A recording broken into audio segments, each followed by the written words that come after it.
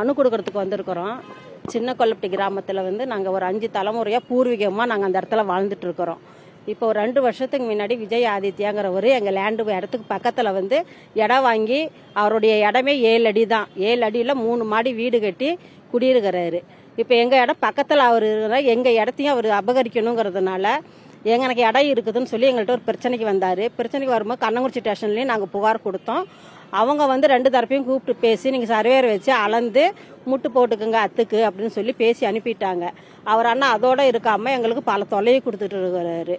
அவங்க மனைவி வந்து கோர்ட்டில் வந்து ஒர்க் பண்ணிட்டு இருக்கிறாங்க. அதை வச்சுக்கிட்டு இவர் ரொம்ப எங்களுக்கு பிரச்சனை கொடுத்துட்டு எங்களுக்கு மேலே வந்து பொய் புகாராக கொடுத்துட்டு இருக்கிறாரு.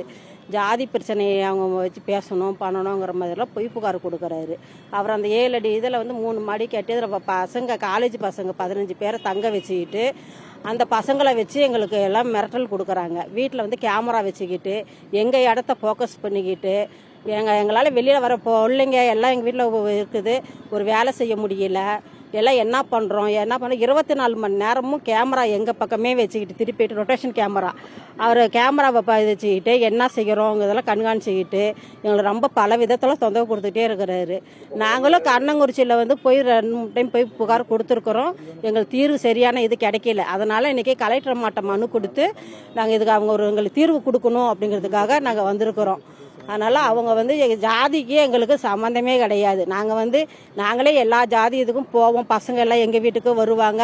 நாங்களாம் என்றைக்கும் ஜாதியை வேற்றுமையாகவே நினைக்கிறதே கிடையாது. ஆனால் பொய்யான புகார் வந்து ஜாதியை பற்றி இன்றைக்கி இழுத்து எங்களை ரொம்ப டார்ச்சல் கொடுத்துட்டு இருக்கிறா அப்படி. அதனால் மேடம் வந்து இது விசாரித்து எங்களுக்கு உரியான நடவடிக்கை எடுத்து எங்களுக்கு தீர்வு கொடுக்கணும்.